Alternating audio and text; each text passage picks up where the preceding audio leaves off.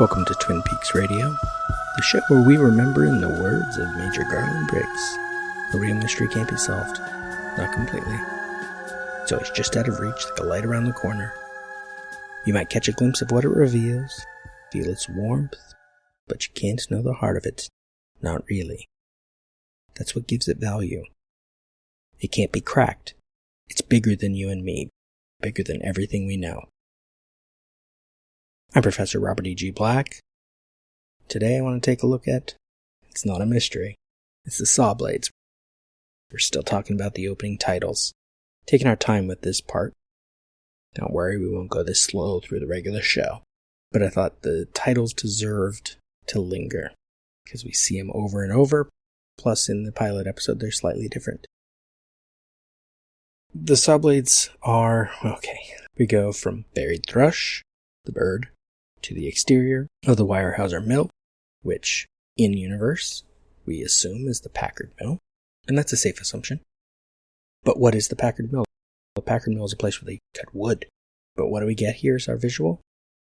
This isn't the cutting of wood. We don't see them cutting wood. We see saw blades being sharpened. We see, first of all, two different angles of circular saws being sharpened. And because I was, history major as an undergrad, I go into the history and I'm looking at where saw blades, not saw blades generally, because I assume most cultures came up with saw blades, but circular saw blades. And I find that circular saw blades, there's evidence of them in prehistoric use in the Indus Valley, specifically the Harappans. And so I go to look that up and I find, among other things, this is from the book The Early River Valley Civilizations by Rebecca Craft Rector. I hate to give fuel for the Twin Peaks obsessives. That's silly, I am one of them. But I'm not as crazy as some of you. If you watch my TikTok stuff about Twin Peaks Radio on TikTok, you will find that I don't buy into some of the larger everything means something else kind of arguments. I think there is a dream logic to the show generally, and we can take things to mean something personal to us, but when we act too definitively on what specific things mean and what David Lynch meant by them, barring explanation by him, which he is not wont to give, it might be a little much. And so now I'm going to fuel that because I can get you from the saw blades to Judy in just a couple steps. Because this was on the same page as the thing about saw blades, and I'm like, oh no, I had to read it. Most scholars believe Harappans were polytheistic, meaning they worshipped many gods. Small female statues have been found, which may mean they worshipped a mother goddess. Harappans probably believed in an afterlife since they included tools and food when they buried their dead. The Vedic culture incorporated some Harappan beliefs, and over time the religion developed into Hinduism. The Vedic people cremated their dead and believed in reincarnation. So, mother goddess, I'm thinking Judy, and I'm like, oh no, other people are going to go for that and think Judy, because I tried to avoid it. I'm like, I don't want to think about that. I don't want to get to Judy until Judy exists, even though I have to rewatch the show in a way where I'm thinking about Judy. I don't know that I'm going to find much evidence for Judy in the original 2 seasons, or that Judy was a plan. There was at some point something about Josie having a sister named Judy, but then originally Josie wasn't quite Josie, as we'll get when we get to Josie past the credits. It gets complicated, but I'm just trying to give you different angles. Angles maybe you hadn't heard before, that's why I go into the history stuff. That was a section on religion here, and then science and technology, it says, the people of the Indus civilization were among the first to have a uniform system for measuring and weighing things. This made it possible to precisely engineer their irrigation systems, flood walls, wells, drains, and roads. They invented bronze tools like circular saws, drills, and needles.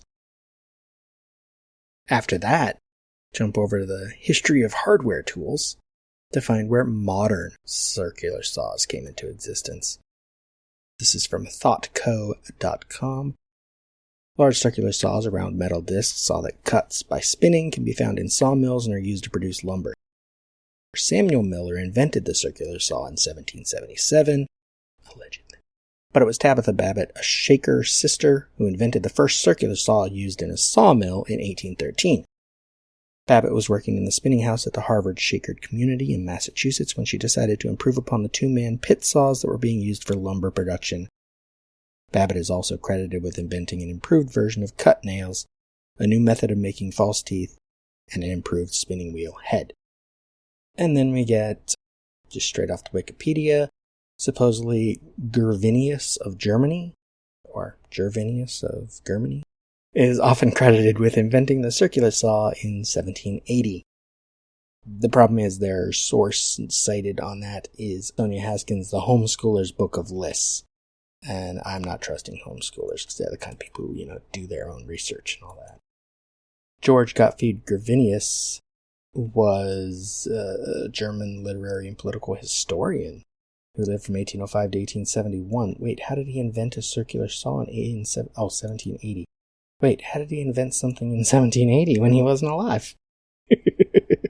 Yeah, that's wrong. And that's kind of funny. Also, I don't think he invented saws. Maybe they're talking about a completely different person. Or maybe they're just wrong.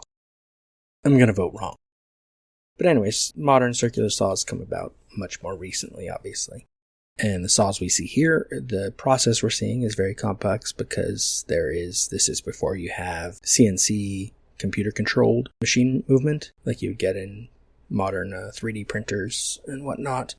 And so this is something that's much more brilliantly engineered in a way, with the sharpening file blade going at one angle on the blade, and then an arm comes in, pushing the blade one step further, and that same file comes down at a different angle and gets the back of the same tooth of the blade, and then repeats the process on the next tooth. And that is cool. But then what we get after that is similar visual.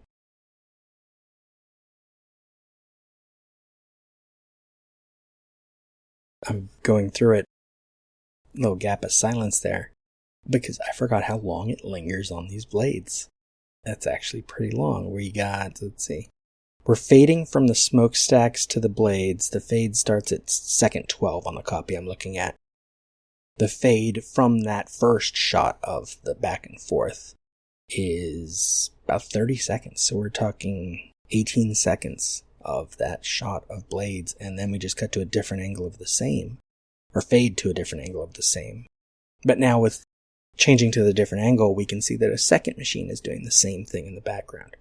So this is a place where they have to file blades on a regular basis. This is a sawmill, we know that. And then, because we're not out of the saw blades before we get it in the pilot at least, we get the title, Twin Peaks. Now I won't interpret the title itself as to what the words mean yet. We'll get to that later, when we get to the town, when we get to the show.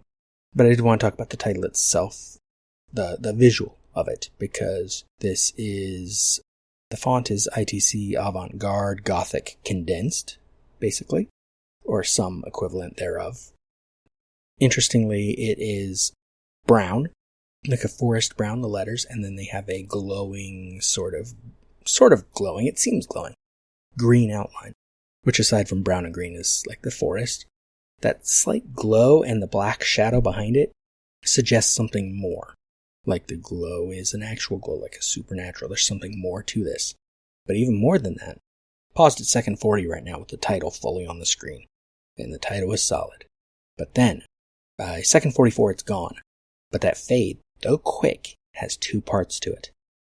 The brown disappears first, and the green outline remains. So we're getting this outline of the letters that lingers just longer than the letters themselves. At the same time we're watching these saw blades. This juxtaposition is important. I'll get to that in a second, because then about second 46 we fade to a different saw also being sharpened. And this is, I don't even know exactly what this saw is. It's a flat thing probably used to cut long boards, but it's not a circular saw. It's different. I think that difference is negligible in this case. It's just showing us another blade. In this one you get a lot more concentration of sparks. We're also getting sparks. Sparks are important. Sparks are electricity. Sparks are fire. And what do blades do? I mean, these blades are used to do work, but blades can also kill. That matters. We start to get the first credit, starring Kyle MacLachlan, while this saw is on the screen still. Same font. The letters all seem to fade away. Brown first, green stays, and they also seem a little more transparent than the title was. We get Michael Keane. And then we fade to a shot that is not in any of the other episodes, which is the giant log. And I'll talk about that next time, because that's a specific location in the town. First, I want to talk about the blades and why, when they could have filmed blades cutting wood, the mill had not been shut down yet. I believe I said this last time, they filmed like 2 months before this part of the factory would have been closed. So they could have filmed blades cutting wood, or they could have gone to a different mill to film blades cutting wood. But they filmed blades being sharpened instead, blades being shaped. And I think this matters because it goes to, this is my overthinking everything. It might just be they thought the visual was interesting, and I assume it started with the visuals interesting. See, I am both a denier of the crazy overthinking and a crazy overthinker. Because I take this as we're watching the blades be made because we're looking at the process of making the things that do the thing. What matters in the show is there's this mill. We don't really see much of the mill itself. We see a little bit of it when there's a fire, but we don't really see, even in the first episode, we see when they shut it down. We don't see a lot of the detail. But what we get here instead of the detail is detail on detail. Sort of meta thing.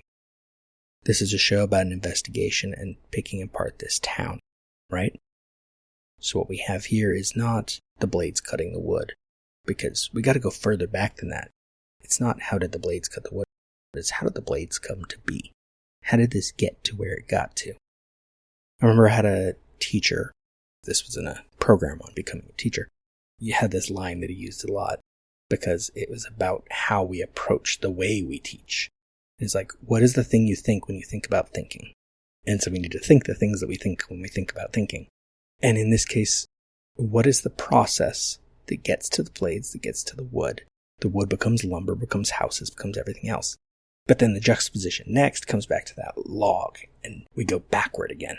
But also not, because that log is sitting on a train car, which would, in theory, transport it to somewhere else, except this log's still there. Talking about the log next time. But I think that the disconnection is important. Same reason I wanted to go over the credits one bit by one bit, rather than how I will hope to talk about the show, which was more of storyline by storyline, or episode by episode, or scene by scene, at the slowest. Here I want to go sort of shot by shot, because the juxtaposition of each of these shots is setting the mood for every episode. This one is setting the mood for the whole show. We sit down to watch Twin Peaks, the night its premiere, and this is what we get. What do we think? We already have some idea probably what the show's going to be about. I wasn't a subscriber to TV Guide yet because I was like 12 when the show premiered. I would be a subscriber within a couple years of that, but not yet. But I might read it in the TV Guide thing that came in the Sunday paper. I mean, there's a reason we sat down to watch this show. We thought it looked interesting. Maybe we saw trailers for this show. I gotta look up what trailers said. That's one thing I haven't actually looked up.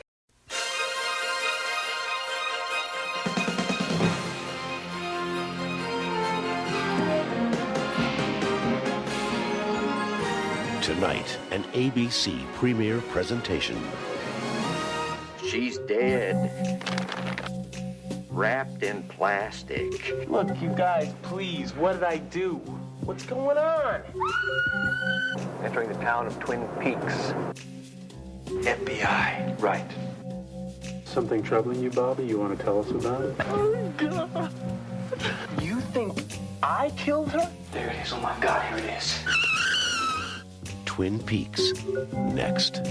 Sheriff, we got a lot to talk about. But we sat down to watch this show, and then this comes on.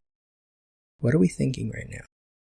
It's like, it's the bird. Okay, we're going out in nature. This isn't the city.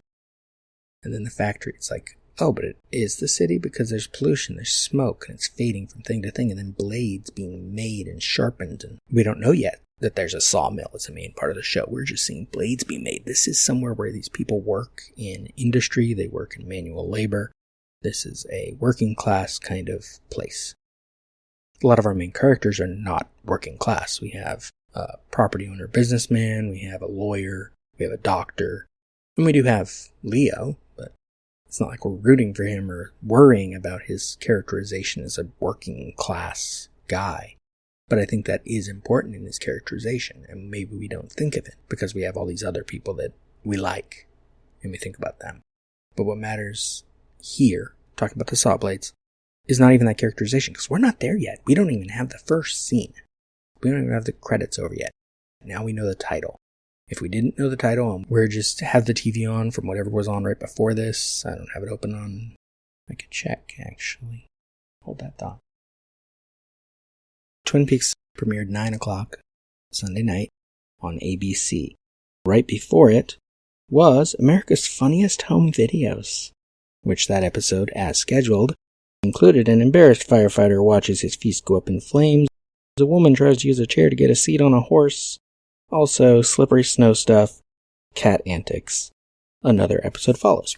The 8:30 show was a Georgia man who proposed to a woman waiting to greet him in an airplane terminal with the help of his fellow passengers, baby's first tastes of different foods. This was a repeat.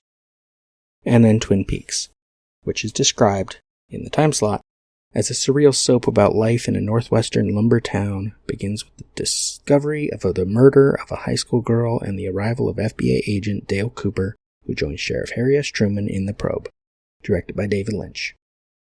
And so we know it's David Lynch, but then we see all this nature. Maybe if we have an idea of David Lynch, what have I seen at this time? I don't think I've talked about this. When Twin Peaks premiered, what did I see that was David Lynch? I don't think I'd seen any of his weird stuff. I'd seen Elephant Man many times. We had that on video. I'd never seen Eraserhead at that point. I knew Blue Velvet was weird. I didn't know anything about it. I never saw it until later. So, my family watched this together. Why did we... It's interesting to think about, because I don't know how to think of that. I don't know that at the time I was thinking about why other people were watching this. Why did we watch what we watched? You get these saw blades, and it's making me wonder, why do we see this from 3 angles? Technically the third angle is different blades, different file. But we see 3 angles on this. And why? Because this is a show about sharp things. It's about fire. It's about the way things become the way they are.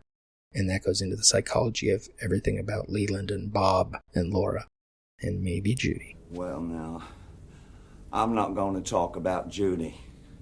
In fact, we're not going to talk about Judy at all. Remember, in the words of Major Garland Briggs, mystery is the most essential ingredient of life. Mystery creates wonder, which leads to curiosity, which in turn provides ground for our desire to understand who and what we truly are.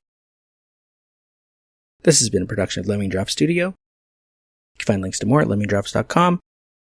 Follow the show on Twitter at Peaks Radio and on Facebook, Instagram, or of course the previously mentioned TikTok at Twin Peaks Radio, or join the Facebook group Lemming Drops Studio Tour.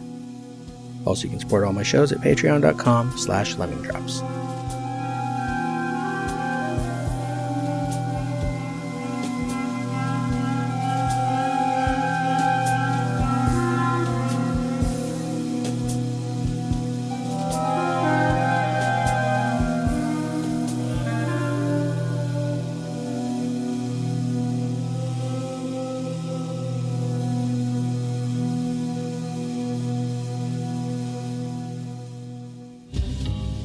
Found my friend Laura lying face down on a rocky beach, completely naked.